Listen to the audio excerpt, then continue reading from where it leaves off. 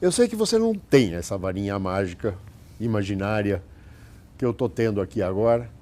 Se você tivesse o poder, qual seria a primeira coisa que você consertaria no Brasil? Olha, eu utilizaria a palavra que você fez agora, que é de consertar, mas com C. Isto é, produzir uma concertação. Né? A ideia de consertar, que foi aquilo que foi feito na Espanha, ouvir e conversar, fazer um concerto, isto é, uma agregação de forças de inteligência na nação, em que homens e mulheres de várias formas e grupos pudessem, de fato, de modo direto, transparente, sincero, sentarem e pensarem num projeto nacional que não fosse nem exclusivista, que não fosse egoísta, que não fosse sectário. Isto é, vamos usar uma palavra antiga, homens e mulheres de bem, de vários lugares, de vários modos, que pudessem pensar um país que não degradasse seu futuro, que não ofendesse Stefan Zweig, né, quando ele disse que nós seríamos o país do futuro, que não agredisse a nossa capacidade de decência. Isso é um sonho, mas ele não é um delírio, né, porque a diferença entre sonho e delírio é que o sonho é um desejo factível e o delírio é um desejo que não tem possibilidade, né, de realização. E eu tenho sim isso como minha primeira ação. Mas, Pedro, eu vivo hoje uma alegria cívica, né, pelo que o país está vivendo hoje. Não estou feliz por conta da encrenca, da dificuldade, da turbulência. É dolorido, mas é necessário. Nunca nós conversamos tanto sobre o Brasil como atualmente nos últimos 4, 5 anos. Se eu fizer uma pergunta agora para você, eu não vou fazê-la, né, porque nem eu conseguiria responder. Mas se eu pedir para você me dizer o nome de 5 jogadores de futebol da seleção brasileira, dificilmente você saberá. Mas se eu pedir para você e para qualquer um na esquina o nome de 5 ministros do Supremo Tribunal Federal, todas as pessoas saberão. Isso é algo absolutamente encantador. É dolorido, é difícil. Por isso a minha primeira medida, né, de maneira não autocrática, mas dentro de uma organização de convocação, uma concertação. Isto é, fazer um concerto de vontades, necessidades. Porque nós temos muitos projetos, né, e muitos processos de governo e poucos de nação. Isto é, aquilo que é a combinação. Vou te dar um último exemplo nisso. Quando o Abraham Lincoln foi eleito, de maneira improvável, né, aliás, ele era o último provável naquela eleição, né, em 1860 nos Estados Unidos, porque ele não tinha nenhum tipo de ascendência, era mais pobre, vinha lá daquele que a gente chamaria de um interiorzão norte-americano. E ele foi eleito contra 3 homens poderosíssimos. E ele os venceu aos 3. E qual foi o primeiro gesto dele? Cada um daqueles que ele derrotou na eleição foi por ele chamado para ser ministro, lá chamado de secretário de Estado. Todos os 3 adversários do Abraham Lincoln foram secretários de Estado do governo dele. E não que ele colocou em secretarias mais decorativas. Ao contrário, o secretário de Economia, o secretário de Relações, esse é um gesto de concertação.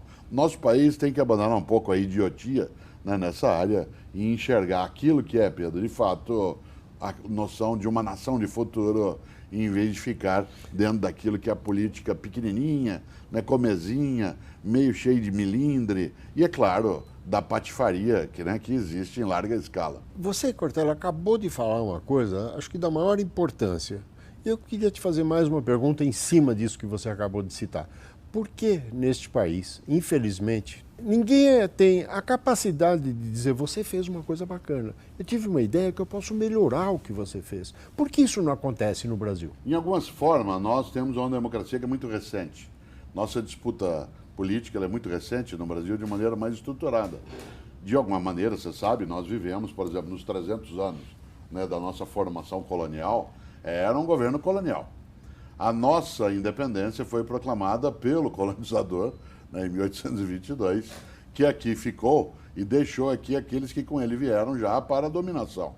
Isso significa que a primeira vez, depois de 389 anos de história, que nós tivemos alguma possibilidade de dominar o próprio destino, foi com a proclamação da República, né, em 1889. Mas foi feito sem a participação popular. Isso significa que o Brasil tem sucessivos planos de governo, mas não tem planos de nação. Isso significa também que o governante ou a governante eleito, ele não se compromete com um projeto que a nação deseja naquela direção.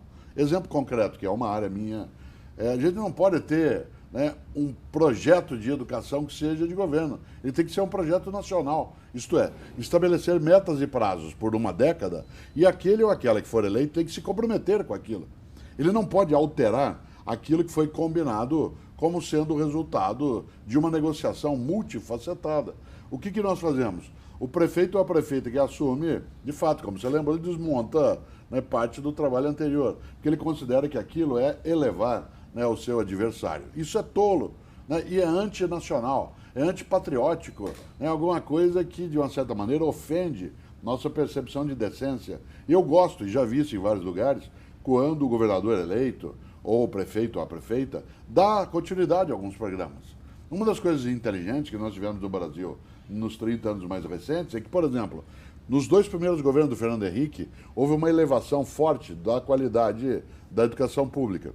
Mas ela chegou num patamar que ainda não era suficiente, como não é até hoje. Nos 2 primeiros governos do Lula, houve uma elevação daquilo que tinha sido feito no governo do Fernando Henrique, se aproveitou aquilo que era, por exemplo, o Fundef, que era o Fundo de Financiamento da Educação Fundamental, e se criou o Fundeb a partir dele. Não foi largado, não foi abandonado. E se fez, então, a educação básica. A grande questão é que se a gente correr o risco, algum governante pega e retroage nessa direção. E aí sim, é absolutamente negativo, porque é impatriótico. É impatriótico. E é por isso que o Brasil tira notas tão ruins na escola? Olha, há uma diferença, você sabe disso, entre escolarização e educação. Nós vamos mal na escolarização, mas nós somos nós somos a nação de número 66, né, em condições educacionais. Como que fazer para melhorar isso? Mas a nossa população não é mal educada. Por exemplo, vou te dar um exemplo que é banal. Dificilmente, hoje à tarde, no interior da Alemanha, que é um país ultra desenvolvido, uma, entre aspas, velhinha alemã, vai retirar a aposentadoria dela no banco com cartão magnético. Aqui, qualquer um de nós utiliza para tirar a pensão, né, para votar. Nós somos o único país do mundo que faz uma eleição eletrônica em que a população tem que dominar um pouco aquela tecnologia. Por que eu estou dizendo isso? Nós temos uma baixa escolarização, mas não temos um nível de educação em relação à operação do mundo que é tão restrito. Porque se fosse tão automático, nós não seríamos a 66ª nação em condições escolares e a número 7 a cada ano economia. pior, descemos cada ano. Mas em economia nós somos a 7ª. Para as pessoas que fazem um vínculo automático entre educação e crescimento econômico, nós temos uma contradição que tem que explicar.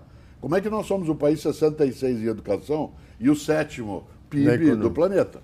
Significa o quê? Que se a gente elevar a nossa educação escolar, nós vamos ser o primeiro? Não é assim tão automático. A educação se espalha também pela mídia, pelo acesso às discussões, por intermédio, né, da sobrevivência da pessoa. Nesse sentido, a capacidade de escolarização brasileira ela é muito restrita, mas a capacidade funcional, né, do brasileiro é muito forte, porque a necessidade fez com que se aprendesse a lidar até com algo que o resto do mundo depois adotou. Quando os aparelhos celulares telefônicos apareceram, e havia 2 ou 3 operadoras, algumas delas ofereciam a possibilidade de você falar gratuitamente entre a mesma operadora.